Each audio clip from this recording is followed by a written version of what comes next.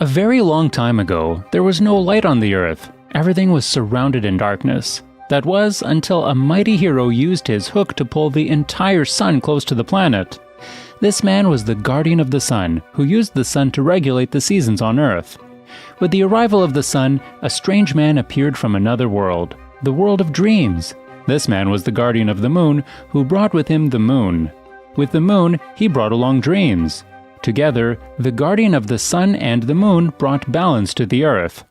Several thousand years have now passed, and the sun is dragged around the earth using a gigantic stone golem, while a large monstrous bird-like being drags the moon around in the opposite direction in order to create the day and night cycle. However, the sun never goes beyond the land of the day, and the moon never leaves the land of the night. Thus, the world is divided into day and night worlds. The earth is inhabited by funny-looking creatures. The creatures on the day side follow the guardian of the sun, while others living on the night side follow the guardian of the moon. Once every several years, the guardians are elected to take care of the day and night cycle. In the day world, Sohoni, an extremely cocky and overconfident guy, not to mention a ladies' man, is about to be elected the guardian of the sun the next day.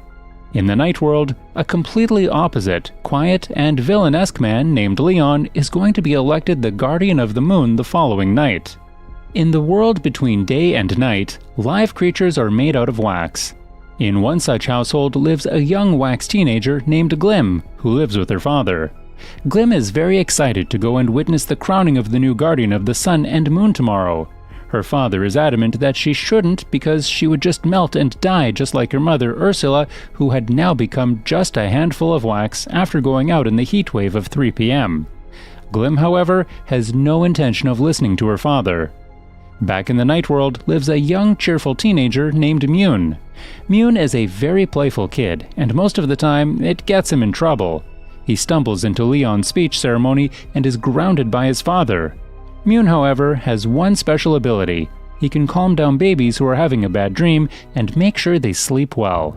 The next day, the sun and the moon are brought side by side by their respective drivers, and the ceremony begins. In the day world, Master Zola, the old guardian of the sun, descends from the sun and grants his powers to the next guardian, Sohoni. The whole ceremony goes on without a hitch.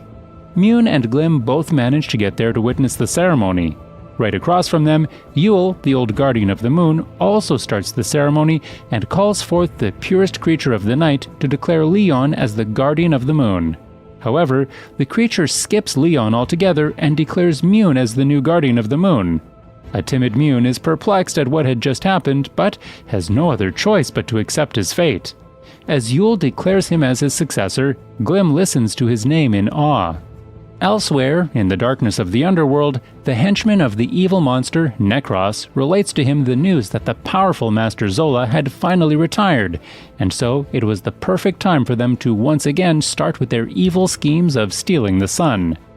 Necros agrees as well, and releases 2 shade serpents from within him to corrupt someone's soul so that they can use that person to enact their plans. The shade serpents head to the one man who had suffered the most in the past few days, Leon. The man is frustrated as his years and years worth of training had gone to naught, all because MUNE was chosen as the guardian all of a sudden. The serpents notice the darkness in his heart and appear before him with a proposal. If he could somehow hand the sun to Necros, he would be the new guardian of the moon. Considering what had happened in the last few days, Leon really accepts the proposal. Elsewhere, MUNE is taken to the large bird-like carrier of the moon. Atop the carrier is a temple from where several hundred strings hold down the moon to the carrier. These strings are produced by small white spider-like beings that reside in the temple.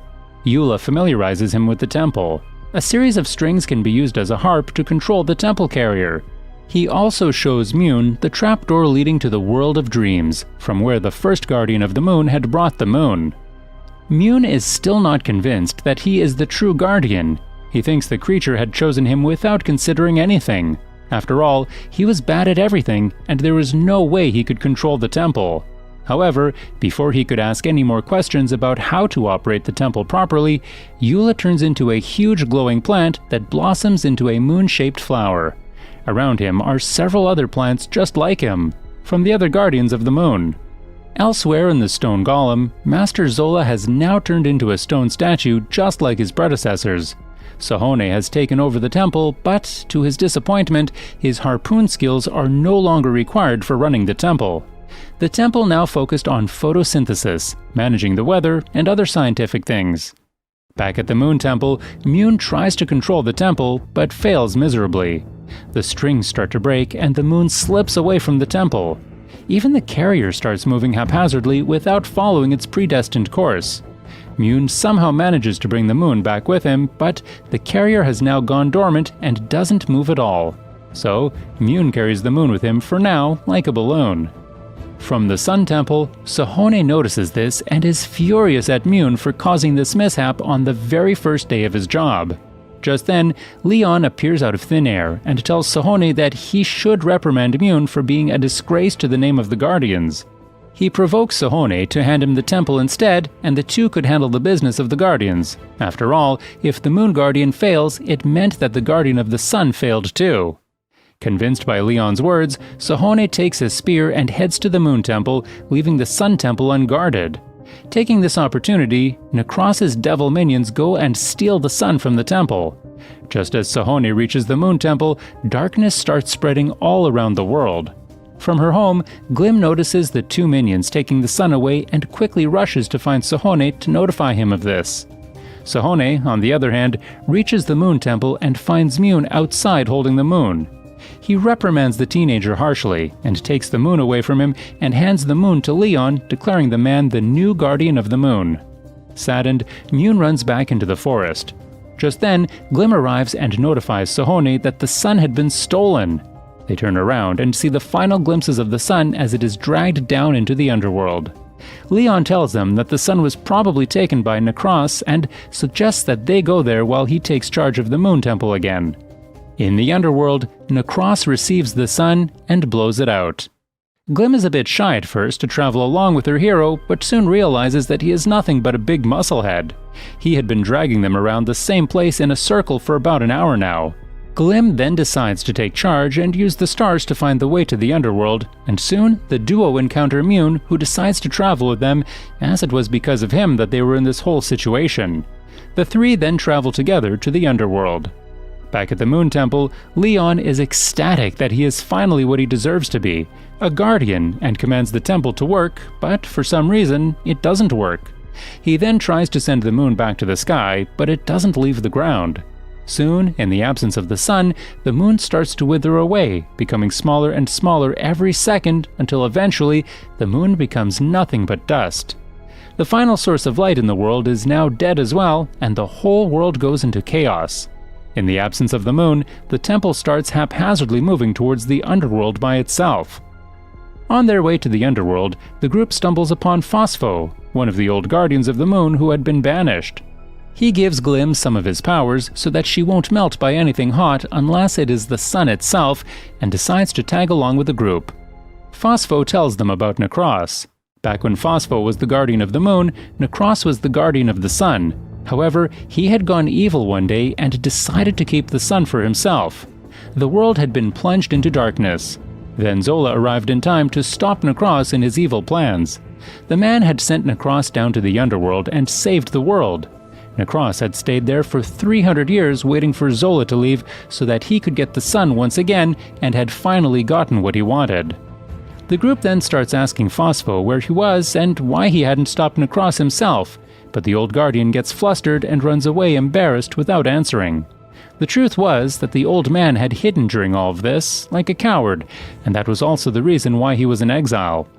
The group is confused but decides to move on without the old man. They reach the gates of the underworld, but before they could jump in, Glim and MUNE realize that the Moon Temple was there already, rampantly walking around. MUNE decides that it's best that he takes care of the moon, and Sahone goes for the sun. So, Glim and MUNE head to the Moon Temple, while Sahone jumps to the underworld. MUNE goes to the bird-like carrier and notices that it is passed out. He has no other choice other than use his powers to bring it back to its senses and calm it down.